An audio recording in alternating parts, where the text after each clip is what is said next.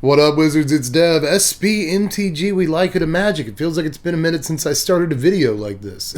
So that's nice. It is the most wonderful time of the year again, y'all. Made even more wonderfuler by the fact that we just got a couple of standard bans the other day. See if that'll open up the format a bit. Got a brand new set to check out starting today. See if that will help save standard a little bit. I mean, for the first time in a good long while now, I am excited about the fate of standard. So let's take a look at all of the Neon Dynasty previews from today and see if that changes as things move along. But I honestly, spoiler alert, I'm not sure it will. Some of the cards in the set look really powerful so far. But of course, we're going to start off with some lower impact stuff, maybe introduce you to some new mechanics, things like reconfigure here on Simian Sling. The Brass Monkey is just 1 red mana for a 1/1 artifact creature, Equipment Monkey. Look how many different types this thing has. Equipped creature gets +1/+1. Whenever Simian Sling or equipped creature becomes blocked, it deals 1 damage to defending player, but you can reconfigure the Simian Sling for 2 mana. I love the name of this thing. I love the art on this thing. Does he have little snowballs? That's hilarious. Anyway, you can pay 2 to attach this to a creature you control or unattach it from a creature. Reconfigure only as a sorcery. While attached, it isn't a creature at all. I can imagine that this seems like the kind of thing that's like really simple, but there's actually a ton of like little rules questions involved in it. But for the most part, it's just an artifact creature that can be equipped. That's it. Beautifully simple and elegant in its design in a lot of ways. And I'm not sure that this card in particular is very good, but it's not a terrible card either. And I do like what they're doing with Reconfigure. We'll see it on some more powerful cards a little bit later. But first we got to tie together a couple of creature types. You guys remember in Maro's teaser? Watch that video if you want more content when you're done with this one. In Maro's teaser, he said that they're gonna tie together 2 different sets of creature types in some way or another. And the way they did that is with samurai and warriors. See, we got Imperial Subduer and Ancestral Katana today. Subduer is 3 mana, 2 and a white for a 3/2 human samurai. Whenever a samurai or warrior you control attacks alone, tap a creature you don't control. Ancestral Katana is just a 2 mana, 1 and a white artifact that's an equipment. You can equip it for 3 mana and the equipped creature gets +2/+1, but whenever a samurai or warrior you control attacks alone, you may pay 1. When you do, you attach Katana to it. So paying 1 is a much better equip cost, obviously, than paying 3, and this might actually go somewhat decently in the sort of Boros Warriors deck that cares about equipment that's sort of floating around in the 6th tier of standard hell somewhere. But it's honestly not a bad looking card for that deck. As far as Subduer goes, it's a tapper. We see these every now and again. I don't love the exalted, restriction on both of these cards, but, it's better than nothing. I don't think these cards are going to see a lot of play, but it is nice to know that they're tying together Samurai and Warrior. But you know what else they're tying together? As I predicted, Rogues and Ninjas. Nailed it on Silver Fur Master here. Master Splinter is 2 mana, a black and a blue for a 2/2 rat ninja with Ninjitsu, same casting cost. Ninjitsu abilities you activate cost 1 less to activate. Other ninja and rogue creatures you control get +1/+1. So you obviously want this in your ninja deck because it's not only an anthem, but it can ninjitsu into play. Now if you're unfamiliar with this ability, you didn't play during the first Kamigawa block or whatever, it basically means that whenever you get a creature through for combat damage unblocked, and then before damage is done, you can return that dude, that unblocked guy, to your hand and then put this card onto the battlefield tapped and attacking instead of the thing that you return to your hand, right? So Ninjitsu was a really cool, probably the coolest part of Kamigawa block way back in the day. It's a beloved ability even to this day, and it's really exciting to see it on some cards now. I do love how you can bring this anthem effect in as kind of a combat trick, right? Whenever they let your 1/1 dude through or whatever, you just throw down Master Splinter, suddenly all of your other rogues, your ninjas, whatever, get +1/+1. That could effectively amount to, an extra 3 or 4 damage on a lot of board states. So, I don't know. I think this is actually a really, really sweet card, both for the ninjas decks and breathe a little life into the rogue archetype too. We saw plenty of stuff at the lower rarities today that got us introduced to new mechanics, right? Like the modified mechanic. We saw that on Aki Emberkeeper and Lethal Exploit. Aki Emberkeeper is 2 mana, 1 and a red for a 2/1 enchantment creature, Goblin Warrior. Again, look at all the types on this thing.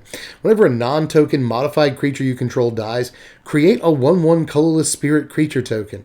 That's actually kind of cool. Now, in case you don't know what modified means, there's flavor text right there in the card. But in case you haven't read it, you don't want to bother reading it, or you're like cooking or driving, who knows what you're doing right now.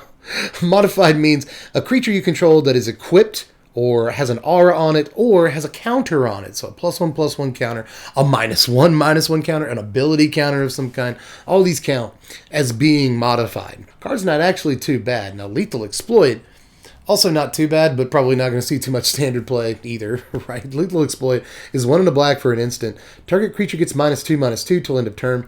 It gets an additional -1/-1 until end of turn for each modified creature you control as you cast this spell. That's not bad, but it's really asking you to jump through a lot of hoops to be a better spell than an Infernal Grasp or something like that. So I'm not sure how much standard play it sees, but it's going to be an important limited card. Another returning mechanic that we got to see today that people are super excited about on a certain batch of cards that we'll get to later, but we'll look at first on Greater Tanuki here, is Channel. This is a really cool ability, always has been, and once we get to the Legendary Lands a little bit later, you'll see how great this ability can be. But Greater Tanuki, cool card. It's a Tanuki. Let's get excited about that. We'll put on our Tanuki suits to look at this card. This is a 6 mana, 4 and 2 green, 6/5 enchantment creature. It's a dog with trample. And you can channel it. This is pay 2 and a green and discard it to search your library for a basic land, put it onto the battlefield tapped, then shuffle. This is better than it looks, although I'm still not sure how much standard play this ends up seeing. Probably 0. There are just better 3 mana ramp spells, which is a pretty crowded slot right now. If you want a 3 mana ramp spell, Standard's got a bunch of them for you, and I'm sure this isn't the absolute best, but still, later on in the game, after you've done all your ramping and you rip this off the top of your library, it's a big old dude. It's a big old trampling boy, and that's fine. Right? Kill someone with a Tanuki is a new life goal, so there's that. But if you haven't done all your ramping yet, this on turn 3 can be ramp, and that's fine. That's totally not a terrible card. But as far as the cards that we'll see Channel on today, it is far from the best. There's also a light to medium theme of artifacts and enchantments mattering in this set. As you may have already picked up on, there are not only artifacts like reconfigured creatures, we care about equipments in the set, but there's also enchantment creatures. God honest, real enchantment creatures walking around for the first set since like a Theros block set. So that's really cool to see. I just like enchantment creatures just simply getting to exist. I think that's cool. But along those lines, we saw a couple of 2-mana creatures today that are their respective types, by the way, but they reduce the cost of their respective card type. We saw Jukai Naturalist and Enthusiastic Mechanaut today. Now, Naturalist is 2 mana Selesnya colors for a 2/2 enchantment creature, human monk with lifelink. Enchantment spells you cast cost 1 less to cast. Mechanaut is Izzet colors, a blue and a red, for a 2/2 artifact creature, goblin artificer with flying. Artifact spells you cast cost 1 less to cast. So these are both like really good. Like really incredibly good. I don't know how much play they end up seeing in Standard. It all depends on how strong the enchantment deck is, how strong the artifact deck is, and just the fact that they both come with keyworded abilities too. Like a 2-mana 2/2 flyer is not bad. 2-mana 2/2 lifelink, not bad. So I really think both of these are pushed. Again, I like that they're their respective types. The one that reduces enchantments is an enchantment. The one that reduces artifacts is an artifact. But they're not going to reduce other copies of these cards, which again, cool wrinkle. So I really like the way these are designed an awful lot. They seem a little bit pushed with the keyword abilities and all that. So I like these a lot, and I like these sort of setups they provide. And I am really excited about those. But let's look at yet another theme in the set, and that is sagas. We get sagas back, but with a twist. These sagas become creatures when they die. So let's check this out, starting with Teachings of the Kirin. We'll just run through these real quick. Teachings is 1 and a green. Chapter 1 mills 3 cards. Create a 1/1 colorless spirit creature token. So you do get to affect the board state when you play it. On Chapter 2, you put a +1/+1 counter on target creature you control. That's not terrible. Could be better. And on Chapter 3, you exile the saga and then return it transformed under your control. Now, that's going to be Chapter 3 of a lot of these, so get used to that. But when it comes back into play, transformed, it is Kirin Touched Orochi. This is 1/1 enchantment snake monk. And whenever it attacks, you choose 1. Exile target creature card from a graveyard. When you do, create a 1/1 colorless spirit creature token. Or Exile target non-creature card from a graveyard. When you do, put a +1/+1 counter on target creature you control. There's a lot of really cool things about this card for only 2 green mana. I think there are better 2 drops in green already for what green is trying to do in this format. Like, this isn't replacing anything in like mono green. I do like the potential for a ton of bodies. Ton of bodies out of this thing is entirely possible, and at the very least it like replaces itself on attacks. There are cool things about the card, but I don't know if it's destined for true playability, but it's a cool card. A lot of these are like that, like the Modern Age, for instance. The Modern Age is 1 and a blue for a saga. Chapters 1 and 2 both draw a card and then discard a card. So you loot twice off of this thing, and then you exile the saga, return it transformed on Chapter 3. At which point you get a 2/3 flying enchantment spirit. So again, not going to rock the world or anything, but maybe in your Reanimator deck, you play this on turn 2, draw, discard a fatty. Second turn, draw, discard a fatty. Third turn, at this point, you're reanimating something that you've discarded, and you get a 2/3 flyer. Like, it could be worse. Could be better. There are probably better ways of dumping stuff into your graveyard in your Reanimator builds, but I still kind of like this a good bit, especially the fact that you get a free loot on the second turn that it's out. I'll take that. We also saw Era of Enlightenment. Era of Enlightenment is 1 and a white. Chapter 1 scries 2. Chapter 2 gains 2 life. And then Chapter 3, you exile it, return it to the battlefield as a 2/2 first strike enchantment human monk. So this is a lot of low impact stuff. I don't think it's a great card, but again, it's sort of on the cusp. A lot of these lower rarity sagas that we're seeing seem somewhat on the cusp. I feel like in some ways they get better as you go on. The Dragon Kami Reborn is the next one we're going to look at. And once you get over the amazing art, you actually read the card. It's 2 and a green for an enchantment. It's a saga, obviously. Chapters 1 and 2, you gain 2 life. Look at the top 3 cards of your library. Exile one of them face down with a hatchling counter on it, then put the rest on the bottom of your library in any order. On Chapter 3, you exile the saga, return it to the battlefield transformed, and you get Dragon Kami's Egg. Now this is a 0/1 enchantment egg, and whenever it or a dragon you control dies, you may cast a creature spell from among cards you own in exile with hatchling counters on them without paying the casting cost. Again, I don't think it really jives with what green is trying to do right now, right? Like, green is just this really, efficient, aggressive color that's probably going to be the de facto best deck in the format, if I had to guess, after the bannings. And I'm not sure that it wants a card like this, but some green decks might. I'm more excited about this than I should be, and I've talked about it for too long. So let's move on to another. Way too long. Let's move on to another green saga here.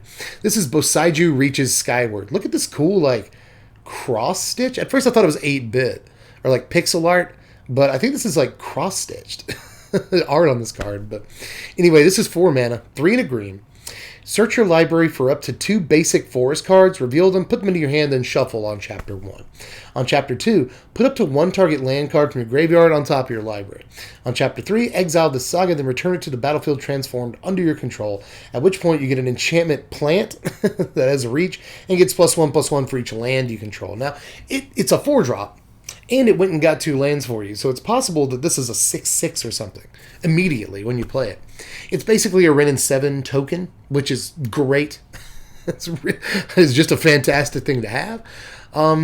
For 4 mana, I'm not sure that this replaces like a Seeker's Chariot, but it might go in with the Seeker's Chariot because it's going to create, well, it doesn't create a token or anything. So I doubt this usurps a 4-drop like Chariot or a 4-drop like Ulvenwald Oddity or something, right? But still a cool card. Goes and gets a couple of lands for you. That's always neat. Although I'd probably rather play a Yasharn and just get like a 4/4 up front, get my 2 basics, right? But still, not terrible. There are lands in this set, we'll see a little bit later, that you discard from your hand for a sort of spell effect. So the second chapter on this might actually be really important in some matchups if you have those lands. And then getting a dude off of it later is good. But again, I think there's just better things you could be doing. So we'll move on to Azusa's Many Journeys. Cool Azusa reference. And a really sweet looking kimono there. This is 2 mana, 1 and a green. On Chapter 1, you may play an additional land this turn. On Chapter 2, you just gain 3 life. It's not a may ability. You have to gain the 3, but on Chapter 3, you exile the saga, return it to the battlefield transformed as Likeness of the Seeker. This is 3/3, an enchantment creature human monk. And when Likeness of the Seeker becomes blocked, untap up to 3 lands you control. Really, really neat. Kind of an awkward ability. You want it to get blocked, at which point it's probably going to die. But, you know, maybe it'll trade with something, or maybe your opponent feels like they have to let it through, so it's just 3 free damage or something, because they don't want you to ramp. You know, seems like pretty decent ramp for the most part. But it kind of reminds me of, you know, green snow guy, untap all of your lands dude, Yorn, I think his name was, from a few sets back from Kaldheim. And that didn't really see much play. I'm not sure this does either. But if you do have an extra land in your hand on turn 2, I will say, you throw this down, you immediately throw another land down. Maybe you play something for 1 mana. That'd be cool. But, you know, you get 3 free life, which isn't great, but it's something, on Chapter 2. And then you get a 3/3. For your 2 mana investment, you get a 3/3. The next turn that it's in play. You know, effectively turn 4, you get a free 3/3. That can untap your lands when it attacks. That's not terrible value. It's really not terrible value for just 2 mana. But again, I'm not sure it's better value than anything Green's trying to do right now, but there are some land-centric decks, and there will almost certainly be some especially land-centric decks after the set is fully previewed that may want a card like this. I could see it happening, but we'll move on to yet another of these sagas. Gotta move through these faster. The Shattered States era. This is 4 and a red. On Chapter 1, you gain control of a creature till end of turn, untap it, and gains haste till end of turn.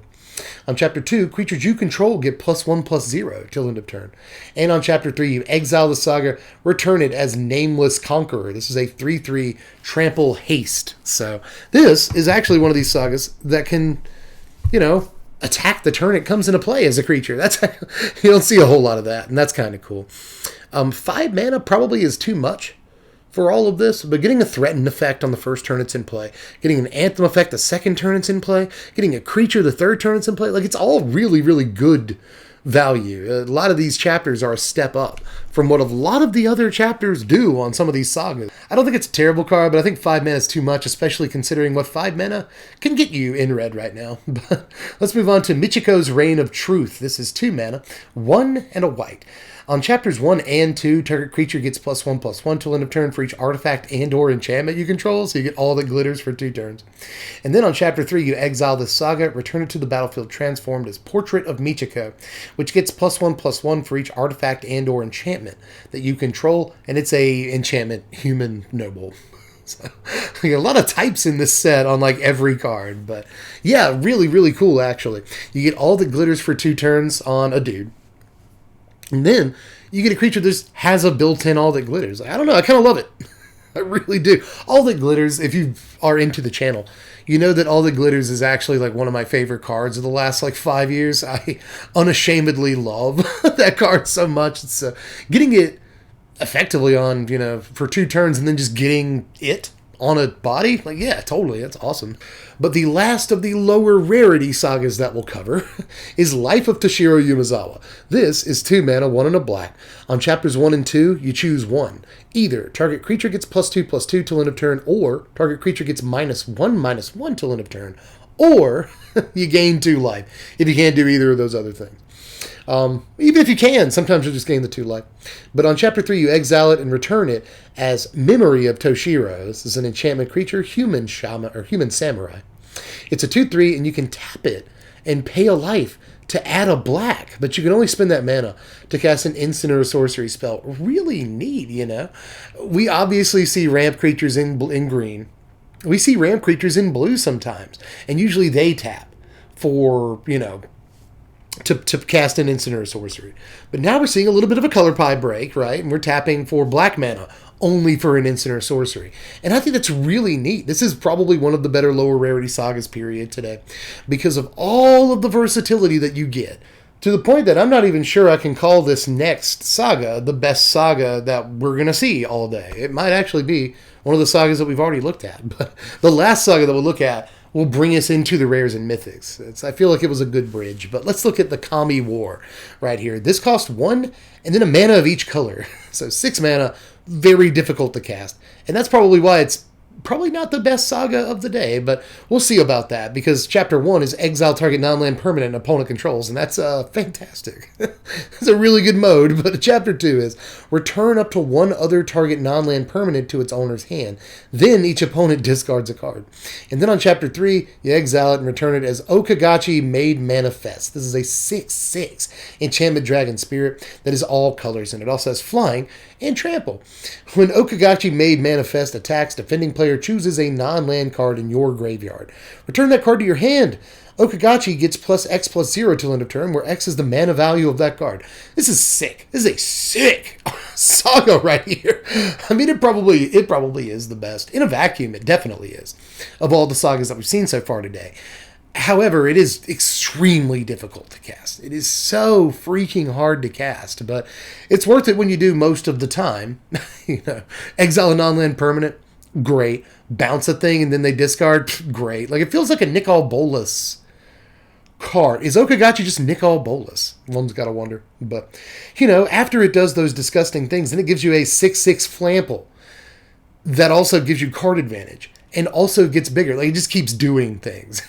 Like, it's actually an absurd card if you can cast it, but that's the difficult part. But now let's really crack into these rares. Let's look at the reality chip first. This is 1 in a blue for a 0/4 legendary artifact creature equipment jellyfish. A legendary artifact creature equipment jellyfish. I love Magic sometimes. You may look at the top card of your library anytime. As long as Reality Chip is attached to a creature, you may play lands and cast spells from the top of your library. And you can reconfigure this for 2 and a blue. So, really, really sweet. It costs 5 mana in all to really get this equipped to a thing. But that's not actually so bad, right? For 2 mana, you get a 0/4 blocker. Not the worst thing in the world, not great. But still, a 0/4 blocker for 2 mana. That also just allows you to look at the top card of your library. Why not do that? But the reconfigure on this is really, really neat. Once you do reconfigure it, you kind of get like the last mode on a ranger class.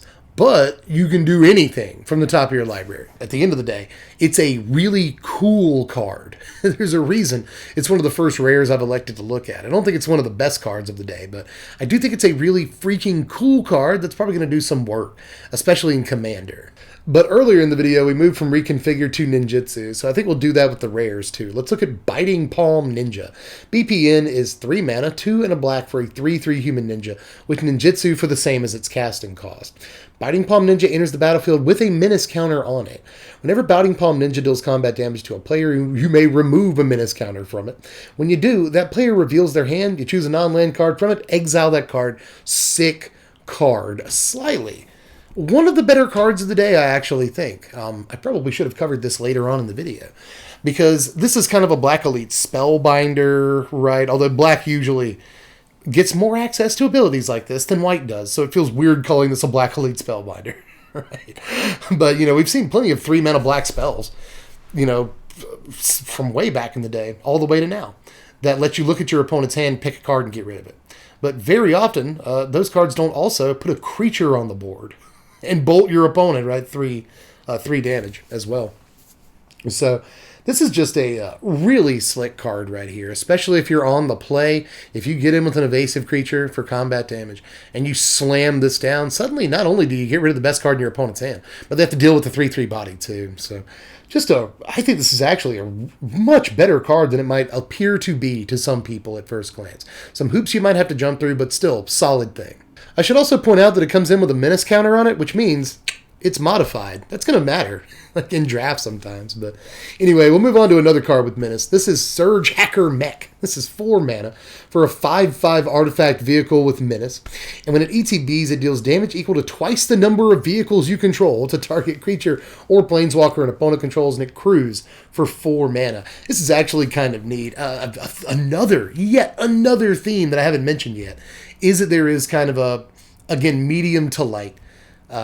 I said light to medium earlier. I think it's a medium to light vehicles theme in this set. And this is one of the vehicles, and I actually think this is pretty decent. Crew 4 is a good bit, but Crew 4 on a Seeker's Chariot.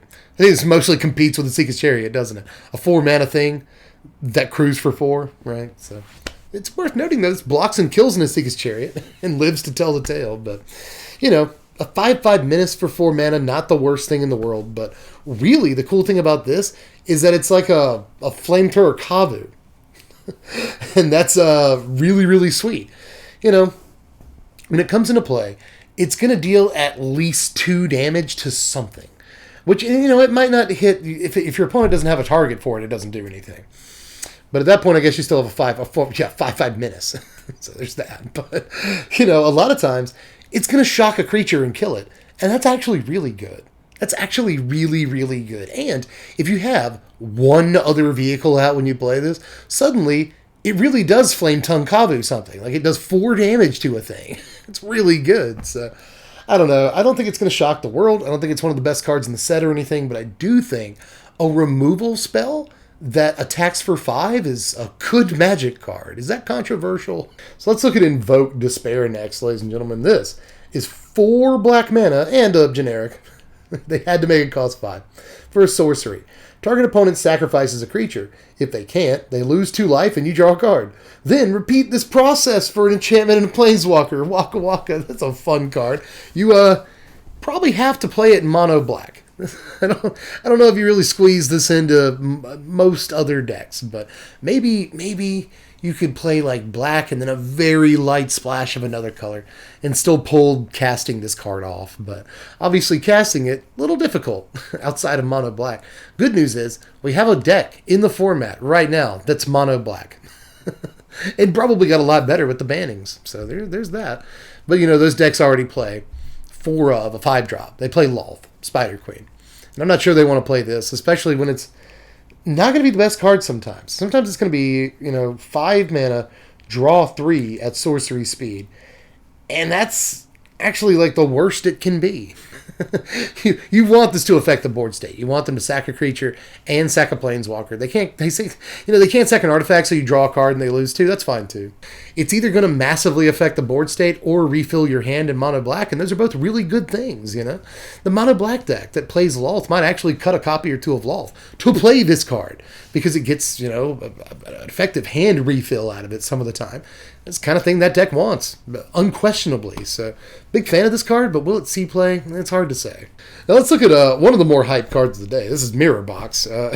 Mirror Box is probably my favorite card from the day, although I don't know how much standard play this ends up seeing. But let's take a look at it. It's 3 mana for an artifact. The legend rule doesn't apply to permanents you control. Thanks, Saka. Each legendary Sakashima, each legendary creature you control gets +1/+1, and each non-token creature you control gets +1/+1 for each other creature you control with the same name as that creature. So it incentivizes you playing, you know, 3 different, you know, legends of the same name or whatever. I had somebody ask me on Twitter earlier, does this work with tokens? Now, the last ability says non-token, but you can still have token copies of legendary creatures out and they don't die. Yes, you can absolutely do that. So do whatever you want. Make as many token copies of, like, Finn the Fangbearer as you want. And yes, by the way, extra copies of Finn the Fangbearer will stack. If you have 2 copies of Finn out, your opponent's getting 4 poison counters for each unblocked creature. So that's what I want to do with Mirror Box, but there's a ton of things to do with Mirror Box. Problem is it worth doing any of those things? Is it worth skipping your turn 3 in Standard to do those things? Hard to say, probably not, but sometimes Magic isn't about winning in Standard. Sometimes Magic is about having as much fun as possible, and this card is definitely a card that does that. But speaking of hype cards from this set, good lord, let's look at Jin Cataxias. God, Progress Tyrant is 7 mana, 5 and 2 blue for a 5/5 legendary Phyrexian Praetor. And whenever you cast an artifact, instant, or sorcery spell, copy that spell. You may choose new targets for the copy. This ability triggers only once each turn. Whenever an opponent casts an artifact, instant, or sorcery spell, get this, counter that spell. This ability triggers only once each turn. The number one take that I've seen about this card is like, why would you play this card when you can play Hullbreaker Horror in Standard? Well, they're in different kinds of decks, first of all. Although this could just be a traditional control finisher because it has a kind of built-in protection, you know. If they try to cast an instant or sorcery that deals with this, they have to have 2. You know, they have to have, like, a garbage instant or sorcery that can just simply target it. And then they have to have a card of the same type. that can actually kill it, which is good. That's so good. This thing is really, really hard to kill once it's on the table. Hullbreaker Horror probably is the better card in control decks. The thing is, this is a reanimation target. Now, I think Hullbreaker Horror is also a really good reanimation target, but in reanimator decks, Por Que No Los Dos, you're looking for a variety of huge dudes that you can reanimate. And a lot of reanimator decks, especially ones with blue in them, obviously, are going to play like a large number of instants and sorceries in them. So, like imagine that you reanimate Jin-Gitaxias, and then you cast a reanimation spell again, you get to copy it. You get 2 more guys back off of 1 reanimation spell. Like, that's so sick. Looking forward to getting to try and play this stupid card. I think we all knew Jin-Gitaxias was going to be in the set because we'd all seen, like, the art got leaked a few days ago. It's one of the things people were talking about. But this is one of the coolest possible versions I could imagine of Jin-Gitaxias. So I'm glad this is here, and I can't wait to mess with it. But let's get into the Planeswalkers next. We've only got, like, 4 more cards to cover today. 5, really. Before we're done, and these are, I think, some of the best cards of the day. But as far as Planeswalkers go, I think I'll have to start with Tezzeret, Betrayer of Flesh, my least favorite Planeswalker of the day, but still pretty solid walker. This is 4 mana, 2 and 2 blue for a 4 loyalty legendary Tezzeret. The first activated ability of an artifact you activate each turn costs 2 less to activate. If the card did not have any loyalty abilities, it would still be a good card, just because of that line of text. Just a ridiculous passive ability. But the +1 is draw 2, then discard 2 cards unless you discard an artifact card. -2, target artifact becomes an artifact creature. If it isn't a vehicle, it has base power and toughness 4/4. The -6 is you get an emblem with whenever an artifact you control becomes tapped, draw a card. So the ultimate only takes a couple turns to get to, and once you actually get to it, you're drawing all the cards. Assuming that you have artifacts that tap, which a lot of artifacts tap. So it should be too hard to put that together, slim. You're drawing a lot of cards up at ultimate, but really the other abilities are what's good on this. Again, the passive is the absolute best part of this. Works really well with like Lithiform Engine. Like you can basically copy one of its abilities the same turn that it comes out, which is really sweet with an engine. But there's a ton of things this works well with. Note as well that the second ability works effectively perpetually. You're right. I mean, not if it gets returned to your hand. It's not perpetually a 4/4 in that way. But it is cool that, like, let's say I turn a Forsaken Monument into a creature. It's always a 4/4. That ability does not last till the end of turn. It just becomes an artifact creature. Also cool, in case you didn't catch this about the wording of the second ability, that you can still use it on vehicles. The vehicle will just have whatever power and toughness is listed on the vehicle. But this perma-animates vehicle, perma-cruise vehicles. Just turns a vehicle into a creature, and you can swing with it now. But it's going to leave the vehicle's power and toughness alone, which is really interesting for creatures, vehicles that have above 4 power, which we've already seen a couple in this video. So just interesting ways about the way specifically the minus ability works on this card. And the plus ability is the typical draw discard Tezzeret ability that we see a lot, but that's still a really, really good ability. So I like a lot about this Tezzeret. I don't mean to poop on it. I said it was my least favorite Planeswalker of the day, but again, don't let that make you think it's a bad card. Card still looks good, and I think that we've needed a sort of finisher for these artifact decks, because there are artifact decks that play like Forsaken Monument and stuff. And, Ingenious Smith, Black Staff of Waterdeep, and Fiddlebender, and, all these artifacts sort of payoff cards in Standard, but no real way to win the game, it feels like. And I think that this helps a good bit into helping us win the game by turning our artifacts into creatures and swinging with our Forsaken Monuments and stuff. I think there's an argument to be made for this card in those decks. But up next, let's look at poor Tamiyo, the completed Sage here. This is 2, a green, a blue, and then a hybrid green-blue Phyrexian mana. Now, this is 5 loyalty, and it is completed. And completed apparently refers to the hybrid Phyrexian mana in the cost. Hybrid green or blue Phyrexian mana can be paid with green or blue or 2 life. But if life was paid, this Planeswalker enters the battlefield with 2 fewer loyalty counters. So, kind of interesting. By the way, I just noticed this doesn't say enters the battlefield in its reminders text. It just says enters with. That's interesting. Just for templating reasons, that's interesting. I wanted to point it out. But either way, the +1 on this is tap up to 1 target artifact or creature. It doesn't untap during its controller's next untap step. -X, exile target non-land permanent card with mana value X from your graveyard. Create a token that's a copy of that card. That works interestingly with Mirror Box, right? Because you can exile a legend and create a copy of the legend, but it still works. Okay. Anyway, -7. Create Tamiyo's Notebook, a legendary colorless artifact token with spells you cast cost 2 less to cast, and tap to draw a card. Probably my favorite thing about the card is that second ability, the -X ability, it's just like a non-land permanent, if I remember reading this correctly every time I've read it today. Yeah, non-land permanent. Doesn't have to be a creature, just enchantment, artifact, planeswalker even, like all that is really good. There's going to be times where you'll cast this in the late game and you'll just like trade it for a Wrenn and 7 that's in your graveyard, right? Just do that. So this I actually think is a phenomenal card. Phenomenal card. If you remember, the last Tamiyo that saw some play was the 4-mana Tamiyo from, I think, like War of the Spark. Did I get that right? I can't remember now. But it was the Tamiyo that you -3'd, and you just like bring something back from your graveyard, put it in your hand. That was an incredibly important ability on that Tamiyo. And one of the reasons it was so important, by the way, is because it wasn't just a 4-mana regrowth, right? It was 4 mana, bring something back and put it into your hand. And you get a Planeswalker, right? Because that's tough to deal with that kind of value. And this is going to be the same way, except it's going to put the thing onto the battlefield.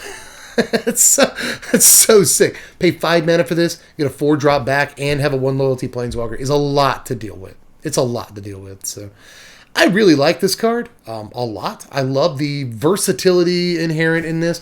I like that it can just like shut down one huge creature for a couple of turns and then ultimate if that's what you want to do. Haven't talked about the ultimate. I don't think it's that great, but it's okay. There's just going to be so many different like play patterns with this Tamiyo that I think it's probably worth trying out for a few weeks.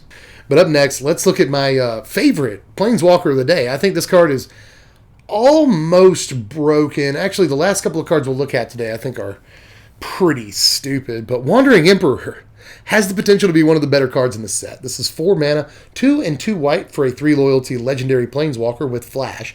By the way, this is the Wanderer. In case you're wondering. See what I did? It is the Wanderer. But this Planeswalker has Flash, which I think is key to what makes this card so good.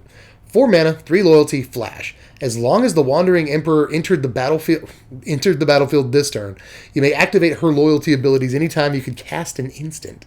+1, put a +1/+1 counter on up to 1 target creature against first strike till end of turn. -1, create a 2/2 white samurai creature token with vigilance. -2, exile target tapped creature, you gain 2 life. Do you remember a few years ago when 4 untapped mana, 2 of it white, you just couldn't attack into because Settle the Wreckage existed? Settle the Wreckage was a card that existed, right? I think that Standard's going to start looking a little bit like that again. And so if you have a creature out, you can make that creature better and block. If you don't have a creature out, you can just make a creature if you want to do that. Or if the 2/2 isn't enough to kill whatever is attacking you, you have basically a 4 mana instant speed removal spell here that exiles, and gains life and leaves behind a 1 mana planes or a 1 loyalty Planeswalker. What was I just saying about the old Tamiyo and this new Tamiyo? That, it not only brings something back from your graveyard, but it leaves you with a 1 mana plane or 1 loyalty Planeswalker, and that's like really impactful in terms of value, board state, board control, right? This is the same thing. Being able to plunk down a Planeswalker during your opponent's untap step, or a combat step rather, is massively important. Keep in mind, I've seen a lot of people getting confused about this. Keep in mind that you don't get to just activate its abilities at instant speed anytime you want. It's just the turn it comes into play. Now, that could matter when it comes to blinking it, right? You could blink or flicker it, whatever your favorite word is for exile it, then return to the battlefield. And if you could somehow do that at instant speed on your opponent's turn, now we're talking, right? You can get it down to a low loyalty on your turn, like -1 and on their turn, -1 and on your turn, it's on 1 loyalty. And then on their turn, just blink it. and it comes back at fresh loyalty, get another dude. Like, that could be really annoying and actually a fantastic play pattern if you could, profitably blink it at instant speed for cheap enough. So, I don't know, that's cool. But even if you're not blinking this card, I just think it's one of the most dangerous Planeswalkers in Standard. I think it's one of the best Planeswalkers in Standard, hands down. I really do. I think it might give blue-white a new lease on life. It might go in these black-white Blood on the Snow decks that are looking for another Planeswalker to play, and this is a very good one. That deck plays extremely defensively, but it wants to be able to put creatures on the board. When it's time to do that, this Walker can do both of those things, right? Play defensively and make creatures. So there's just so much to like about this that I think swinging into 4 untapped mana, 2 of it white, is going to be a mistake a lot in Standard. It's going to make people very nervous. You wanted good white cards. Some of you said you wanted good white cards these last few years, and we're getting them. This is a ridiculous card, and maybe the best card of the day, but it probably isn't, considering a couple of the other cards we've actually seen. If this isn't the best card of the day, how good does this set look? Good. But the last couple of cards we'll look at today are both legendary lands. We're going to get a full cycle of these before it's all said and done, but the first couple that we got look very good. Very, very good. We saw Boseiju, Who Endures, and Sokenzan. Sokenzan, Origin of the Uprisers. This is a legendary land that taps for a red mana, or you can channel it, pay 3 in a red and discard it. Create 2 1/1 colorless spirit creature tokens. They gain haste till end of turn. This ability costs 1 less to activate for each legendary creature you control. Now, Boseiju, Who Endures, is the green legendary land. You just tap it for a green mana, but you can channel this for 1 and a green and discard it. Destroy target artifact, enchantment, or non-basic land an opponent controls. That player may search their library for a land card with a basic land type, put it onto the battlefield, then shuffle. This ability costs 1 less to activate for each legendary creature you control. So both of these look very, very good. Very good for a number of reasons. I do think Boseiju is the better of these two that we've seen so far today, but that does not mean that the red one is bad. These both come into play untapped, which is super hot, in case you didn't know that. They come into play untapped, which is great. That could affect the amount of decks that want to play Snow in this format, because you probably want to play 1 to even 2 of these. They sort of mitigate the legend rule by being the fact that you can discard them. Right? So if you already have one out, that's fine. Just discard any more that you draw, right? So there is that. But Boseiju is incredibly good. Now, green, the thing is, green still wants Snow so it can play Blizzard Brawl, right? But is it going to be worth not playing Snow to play a copy or 2 of this card, which is effectively a removal spell on a land? And it is that good. It really is. A removal spell that takes up basically 0 opportunity cost whatsoever because it's on an untapped land. Like, yeah, I don't care that it lets them go and get a land. It doesn't matter. You're going to be using it on a creature land some of the time, a very important artifact, a very important enchantment. You'll be very happy to have, Disenchant that lets them ramp. You'll be happy to have it when it comes time to have it. And all of these work really well with, like, Ancient Green Warden allows you to cast lands out of your graveyard, right? There's a bunch of stuff in Standard like that right now that this could work really well with, like Splendid Reclamation, right? Just discard these for their spell abilities and then Reclamation them all into play. Like, there's a lot of really cool lines with these lands right now. And let me just tell you, legendary lands like this that enter untapped are always playable as at least a 1 of in basically every mono-colored deck. Period. If not, every 2-colored deck. So, yeah, get these while you can. They go in your Commander deck, they go in your Modern deck, they go in your Legacy deck, they go in your Standard deck. You're probably not going to play 4 copies in any deck, but I'd go ahead and get 4 copies just so you don't have to keep re-sleeving the same copy. This, especially Boseiju, is really good, but I imagine every card in this cycle is going to be very good. And that's why I think they're just the best cards of the day. I save these for last because there's really just, even with a Flash Planeswalker with, like, a creature factory ability and a defensive ability, like, that Flash Planeswalker looks so stupid good. I still think these cards are the best cards of the day and will affect multiple formats. Easy. But that is all I got for today. My camera's blinking at me, and it has been doing that for 2 minutes. That means I think I have 3 minutes left, so I got to finish this up. That took forever. I'm sorry this video took a long time, but, Wizards puts out 40 cards a day during spoiler season now because they want it to take as little time as possible. I miss when spoiler season took like 3 weeks or a month and we could actually take our time looking at cards. But that's an argument for another day. Maybe I'll make a whole video out of just me yelling about spoiler season. But I still enjoyed it, and I hope you did too. There's a lot of really good-looking cards in this set all ready to check out.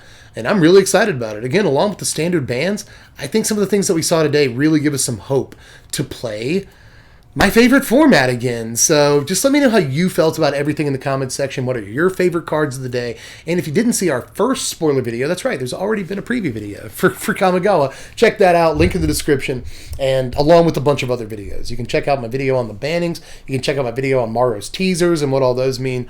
All of that in the description, along with the link to our Twitch channel and a link to the Patreon if you want to support me. But aside from that, I have got to get out of here before my camera just cuts off. There it goes.